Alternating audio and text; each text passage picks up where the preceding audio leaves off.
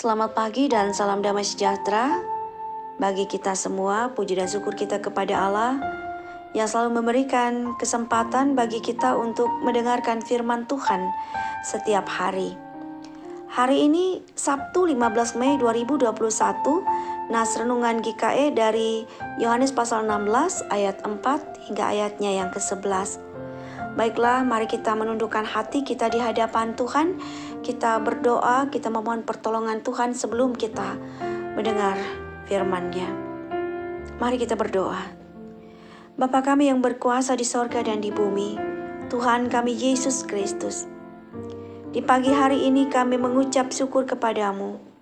Kami memuliakan nama-Mu yang kudus, karena Engkaulah Tuhan di atas segala Tuhan dan Raja di atas segala Raja. Sekarang ini kami hendak mendengar pengajaran dari kitab suci. Kami mohon kuasa Roh-Mu yang kudus agar menolong kami, agar kami menyediakan ruang hati juga waktu kami, sehingga dapat mendengar dan merenungkan firman-Mu ya Tuhan. Kami berdoa di dalam nama Yesus Kristus. Amin. Dari Injil Yohanes pasal 16 ayat 4 hingga ayat yang ke-11, saya akan bacakan nas ini bagi kita sekalian. Marilah kita bersama-sama mendengar isi firman Tuhan dengan perikop pekerjaan penghibur. Tetapi semuanya ini kukatakan kepadamu, supaya apabila datang saatnya kamu ingat bahwa aku telah mengatakannya kepadamu. Hal ini tidak kukatakan kepadamu dari semula, karena selama ini aku masih bersama-sama dengan kamu. Tetapi sekarang aku pergi kepada Dia yang telah mengutus aku, dan tiada seorang pun di antara kamu yang bertanya kepadaku, kemana engkau pergi? Tetapi karena aku mengatakan hal itu kepadamu, sebab itu hatimu berduka cita. Namun benar yang kukatakan ini kepadamu adalah lebih berguna bagi kamu jika aku pergi. Sebab jikalau aku tidak pergi, penghibur itu tidak akan datang kepadamu. Tetapi jikalau aku pergi, aku akan mengutus Dia kepadamu. Dan jikalau Ia datang, Ia akan menginsafkan dunia akan dosa, kebenaran dan penghakiman. Akan dosa, karena mereka tetap tidak percaya kepadaku.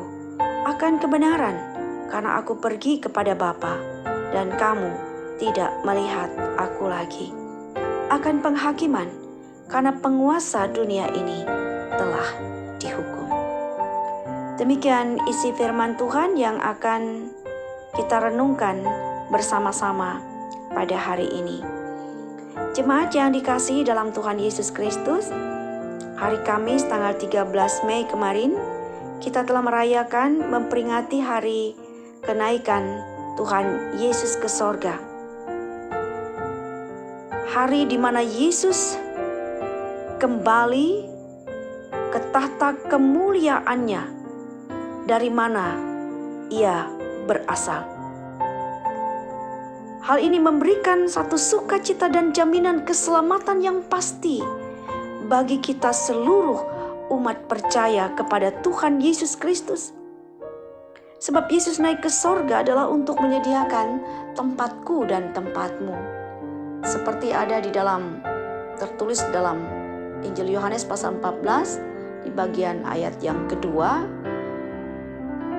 aku pergi ke situ untuk menyediakan tempat bagimu. Demikian dikatakan oleh Yesus. Jemaat yang diberkati dan dikasihi dalam Tuhan, dalam bagian nas kita hari ini memperlihatkan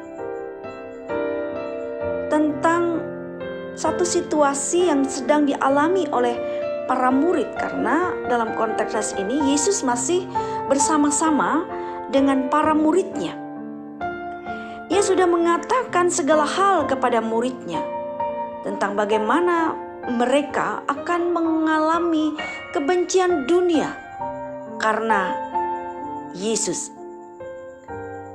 Sebab itu di dalam bagian nas kita, Yesus memberitahukan bahwa Ia akan pergi kepada Dia yang mengutusnya. Ia akan pergi kepada Bapa yang mengutusnya. Ia akan meninggalkan mereka, ia tidak bersama-sama lagi dengan mereka. Dia akan pergi dari tengah-tengah mereka. Kita bisa bayangkan bagaimana situasi hati para murid. Sebab itu dikatakan di dalam bagian nas ini, hati para murid itu berduka cita sekali ketika mereka mendengar bahwa Yesus akan meninggalkan mereka. Namun Yesus kemudian mengatakan bahwa apa yang dikatakan oleh Yesus kepada mereka ini adalah sebuah kebenaran. Bahwa ia pergi untuk satu hal yang lebih berguna bagi kehidupan mereka, bagi kesaksian hidup mereka nanti. Kalau Yesus pergi, ini adalah kebaikan untuk mereka. Seperti di ayat yang ke-7 dikatakan, namun benar yang kukatakan ini kepadamu adalah lebih berguna bagi kamu jika aku pergi. Sebab jikalau aku tidak pergi, penghibur itu tidak akan datang kepadamu. Tetapi jikalau aku pergi, aku akan mengutus dia kepadamu. Jikalau Yesus pergi, dia katakan, maka penghibur itu akan datang. Artinya kalau dia tidak pergi, maka penghibur itu tidak akan datang. Tetapi jika dia pergi, kan itu dikatakan ialah kebaikan bagi para murid. Sebab kalau dia pergi, maka penghibur itu akan datang kepada mereka. Yesus akan mengutus penghibur itu bagi mereka. Bahkan Yesus sendiri mengatakan bahwa dia akan meminta kepada Bapa agar penghibur itu, roh kebenaran itu diberikan kepada para murid. Nah, disinilah kita melihat bahwa benar Yesus akan pergi dan meninggalkan para murid dan seluruh orang percaya. Dia naik ke sorga mulia. Namun bukan berarti tanpa jaminan apapun bagi para murid di kala itu dan juga bagi seluruh umat percaya. Yesus memastikan bahwa penghibur itu akan datang kepada mereka. Penghibur itu akan menolong mereka. Dan Yesus dengan jelas menjanjikan hal ini seperti di pasal ke-14 ayat 16 dan 17. Aku akan minta kepada Bapa dan ia akan memberikan kepadamu seorang penolong yang lain supaya ia menyertai kamu selama-lamanya, yaitu roh kebenaran. Demikian juga di pasal yang ke-15 Injil Yohanes ayat yang ke-26 berkata, jikalau penghibur yang akan kuutus dari Bapa datang, yaitu roh kebenaran yang keluar dari Bapa, ia akan bersaksi tentang aku. Dan kamu juga harus bersaksi karena kamu dari semula bersama-sama dengan aku. Roh kebenaran itu akan diberikan kepada mereka. Kebaikan untuk mereka adalah supaya mereka dapat bersaksi tentang Yesus Kristus. Supaya mereka dapat menjadi saksi bagi Kristus di dalam kehidupan mereka. Istilah Yunani untuk kata penghibur atau penolong ini disebut dengan parakletos, yang tidak lain adalah Allah Roh Kudus, yaitu pribadi ketiga dari Allah Tritunggal. Roh kebenaran seperti yang kita dengar tadi. Roh itu adalah roh kebenaran. Roh itu adalah roh yang menolong para murid dan orang-orang percaya untuk memberitakan keselamatan di dalam Yesus Kristus. Itulah Roh Kudus yang dicurahkan kepada murid di hari Pentakosta, hari pencurahan Roh Kudus, seperti yang tertulis di kitab Kisah Para Rasul pasal yang kedua ayat pertama hingga ayat yang ke-13. Dan kita melihat kebaikan dari Roh Kudus yang diutus oleh Yesus kepada para murid, sehingga mereka dapat bersaksi tentang keselamatan di dalam Kristus Dan Roh Kudus itu terus mendiami orang-orang percaya sehingga mampu hidup di dalam kebenaran. Jemaat yang diberkati di dalam Tuhan, dari bagian nas kita, ada 3 hal yang dikatakan oleh Yesus sebagai pekerjaan dari penghibur itu atau pekerjaan dari Roh Kudus itu. Ada di ayat yang ke-8 hingga ayat yang ke-11 bahwa Roh Kudus akan menginsafkan dunia akan dosa, akan kebenaran, dan juga penghakiman. Dari ketiga bagian ini, kata menginsafkan ini dapat berarti menyingkapkan, memperlihatkan, menyadarkan dunia. Pertama, menginsafkan dunia akan dosa. Karena dunia ini tidak percaya kepada Allah. Roh Kudus akan memperlihatkan ketidakpercayaan dunia itu kepada Allah. Dan ini adalah merupakan dosa mereka kepada Allah. Karena kekerasan hati, ketidakpercayaan, dan juga penolakan mereka terhadap Yesus. Sebab itu saudara, dikatakan jika dunia percaya kepadanya, maka mereka akan atau pasti beroleh pengampunan dari dosa-dosa mereka.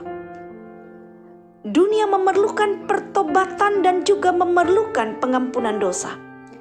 Di dalam Yohanes 5 ayat 24 berkata, Aku berkata kepadamu, sesungguhnya barang siapa mendengar perkataanku dan percaya kepada Dia yang mengutus aku, mempunyai hidup yang kekal dan tidak turut dihukum.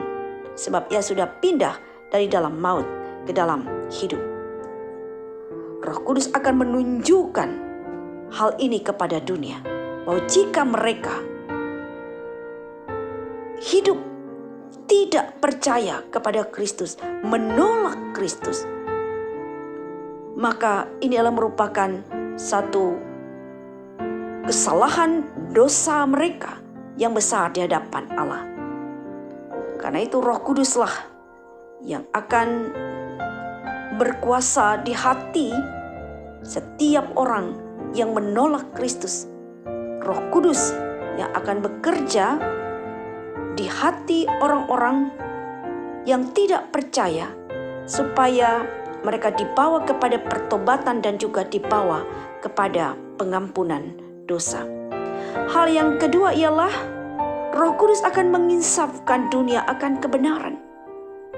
Roh Kudus menyingkapkan bahwa kebenaran yang diakui di luar diri Yesus Kristus yang dimiliki dunia adalah kepalsuan.